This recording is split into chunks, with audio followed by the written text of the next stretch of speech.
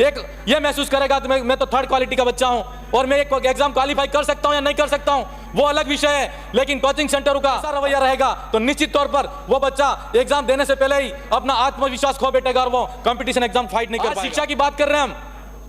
क्या वास्तव में इतने महत्वपूर्ण मुद्दे को लेकर चर्चा हो रही है तो हमारी शिक्षा प्रणाली पर भी हमारा सवाल खड़ा होता है, क्या हमारा एजुकेशन सिस्टम सही नहीं है? आज हम निजी संस्थानों की बात कर रहे हैं और निजी कोचिंग सेंटर खोल सकते हैं, तो प्रत्येक ब्लॉक स्तर पर और जिला स्तर पर हम यूनिवर्सिटीज महाविद्यालय खोल रहे हैं, क्या हम कोचिंग सेंटर गवर्नमेंट थ्रू नहीं खोल सकते? हमारे जो बच्चे हैं उनके अंदर जो डिफरेंसेस निजी संस्थान कर रहे हैं तो वो अभिन्नताएं असमानताएं नहीं आए और उनको समान शिक्षा मिले, समान एजुकेशन मिले, तो निश्चित तौर पर हमको ऐसा समाधान करना चाहिए कि हम ब्लॉक स्तर पर, जिला स्तर पर, राज्य सरकार द्वारा कोचिंग संस्थान होने चाहिए और सबको समान रूप से शिक्षा मिलनी चाहिए और कोचिंग सेंटर मिलना चाहिए।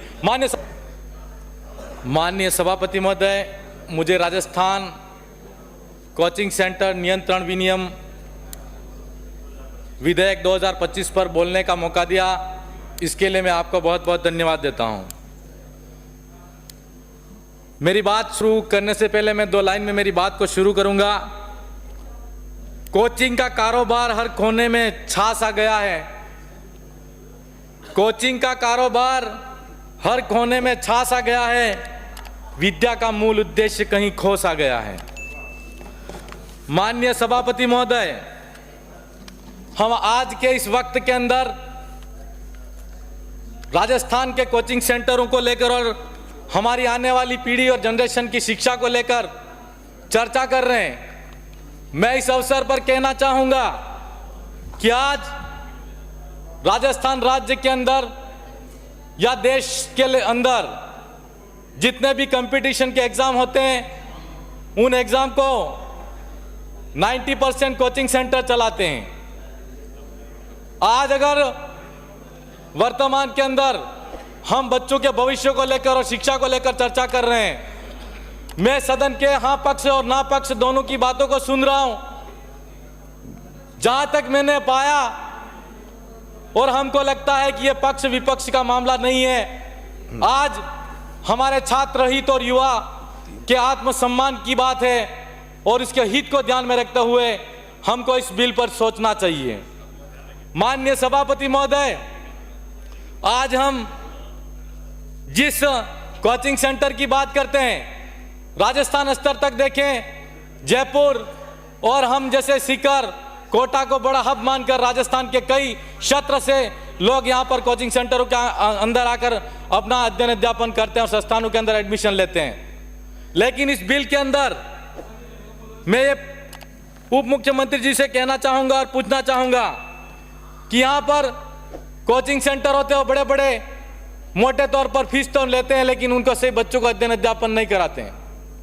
आज कोचिंग सेंटर की बात करें, कोचिंग सेंटर के अंदर कोई भी छात्र अगर एडमिशन लेता है तो एडमिशन लेने के बाद में वहां पर साप्ताहिक टेस्ट होता है और टेस्ट के माध्यम से उस बच्चे को कैटेगरीज वाइज बांट दिया जाता है 1, 2, 3, और वो कैटेगरी वाइज जैसे ही बांटा जाता है उसका कालांश भी अलग लगाया जाता है कि यहाँ पर टॉप क्वालिटी का बच्चा कौन सा है, सेकंड टॉप कौन सा है और थर्ड क्वालिटी का बच्चा कौन सा है। मैं ऐसे में कहना चाहूंगा कि हम शिक्षा की गुणवत्ता की बात करते हैं, कोचिंग सेंटर की बात करते हैं, तो ऐसे में जो बच्चा अगर सीबीएसई और आरबीएसई का कोर्स होता है उसके अंदर, जो बच्चा प्राइवेट स्कूल के अंदर पढ़ता है और एक निजी गवर्नमेंट स्कूल के अंदर पढ़ता है, उन दोनों बच्चों के शिक्षा के अर्जन के अंदर, अध्ययन अध्यापन के अंदर जमीन और आसमान का फर्क होगा, भौतिक सुख सुविधाओं का फर्क होगा। तो निश्चित तौर पर जो कैटेगरीज के अंदर संस्थान अगर बांट के उसको कोचिंग देगा तो वो बच्चा पहले से ही अपने आप के अंदर एक ये महसूस करेगा तो मैं तो थर्ड क्वालिटी का बच्चा हूं और मैं एक एग्जाम क्वालिफाई कर सकता हूं या नहीं कर सकता हूं, वो अलग विषय है। लेकिन कोचिंग सेंटरों का अगर ऐसा रवैया रहेगा तो निश्चित तौर पर वो बच्चा एग्जाम देने से पहले ही अपना आत्मविश्वास खो बैठेगा और वो कंपटीशन एग्जाम फाइट नहीं कर पाएगा। आज शिक्षा की बात कर रहे हैं हम, क्या वास्तव में इतने महत्वपूर्ण मुद्दे को लेकर चर्चा हो रही है तो हमारी शिक्षा प्रणाली पर भी हमारा सवाल खड़ा होता है, क्या हमारा एजुकेशन सिस्टम सही नहीं है? क्या आज हम निजी संस्थानों की बात कर रहे हैं और निजी कोचिंग सेंटर खोल सकते हैं, तो प्रत्येक ब्लॉक स्तर पर और जिला स्तर पर हम यूनिवर्सिटीज महाविद्यालय खोल रहे हैं, क्या हम कोचिंग सेंटर गवर्नमेंट थ्रू नहीं खोल सकते? हमारे जो बच्चे हैं उनके अंदर जो डिफरेंसेस निजी संस्थान कर रहे हैं तो वो अभिन्नताएं, असमानताएं नहीं आए और उनको समान शिक्षा मिले, समान एजुकेशन मिले, तो निश्चित तौर पर हमको ऐसा समाधान करना चाहिए कि हम प्रत्येक ब्लॉक स्तर पर, जिला स्तर पर राज्य सरकार द्वारा कोचिंग संस्थान होने चाहिए और सबको समान रूप से शिक्षा मिलनी चाहिए और कोचिंग सेंटर मिलना चाहिए। माननीय सभापति महोदय, मेरा समय बाकी है अभी। आज के इस अवसर पर मैं कहना चाहूंगा कि हम जिस तरह बात करते हैं, तो मैं आपको कहना चाहूंगा कि आपका सब क्लॉज 16 है, उसमें फीस को लेकर बात कही गई है।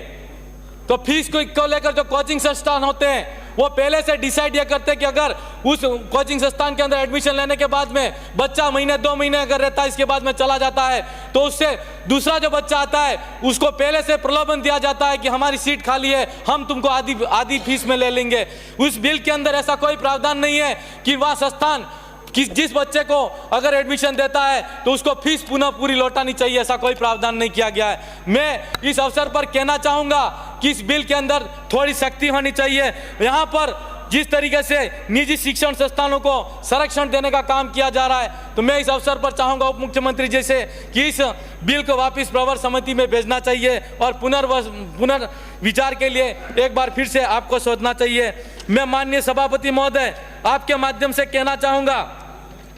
कि आज कोचिंग संस्थान के अंदर कोचिंग तो हो रही है, लेकिन कोचिंग सेंटर की जो फैकल्टीज होती है वो भी तय होनी चाहिए। बहुत सारे ऐसे कोचिंग सेंटर हैं जो नामी लोग होते हैं, उनके नाम से चलाए जा रहे हैं और उन एक आदमी के नाम से 5-5, 10-10 कोचिंग सेंटर हर स्टेट के अंदर, हर जिले के अंदर खोल रखे हैं। क्या मैं पूछना चाहूंगा कि किसी नामी व्यक्ति के पढ़ाने से या उसके नाम से वो 10 कोचिंग सेंटर के अंदर कैसे पहुंचता होगा, यह बात भी एक सोचने की जरूरत है। वहां पर हम यह कहना चाहेंगे कि